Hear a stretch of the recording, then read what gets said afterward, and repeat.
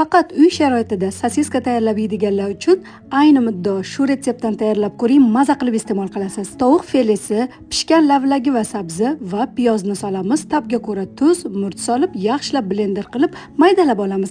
Agar misarovkadan chiqarsangiz ham bo'ladi. Tayyor bo'lgan massani maxsus qopchaga solamizda, xuddi videoda ko'rsatilgandek qilib strech paketni ustiga qo'yib chiqamiz. Videoda ko'rsatilgandek qilib strech paketni yaxshilab o'rab, chetlarini ushlab turib aylantirib olasiz. Shunda yanada zich bo'ladi va qattiqqina bo'lib chiqadi. Chetlari ochilib ketmasligi uchun tugib olamiz. Bitta qaynab chiqqan suvga solamiz, 15 daqiqa qaynatib pishirib olamiz. Pishgan sosiskalarni paketidan olib, ozginagina yog'da har bir tarafini qizartirib qovurib chiqamiz. Xohlasangiz hot-dog qilib, xohlasangiz oddiygina tuxum bilan qovurib maza qilib iste'mol qilsangiz bo'ladi. Uy sharoitida qanday kolbasa turlarini o'zingiz tayyorlab ko'rgansiz? Izohlarda yozib qoldiring. Agar sizga retsept yoqqan bo'lsa, like bosib yaqinlaringizga yuborib qo'ying.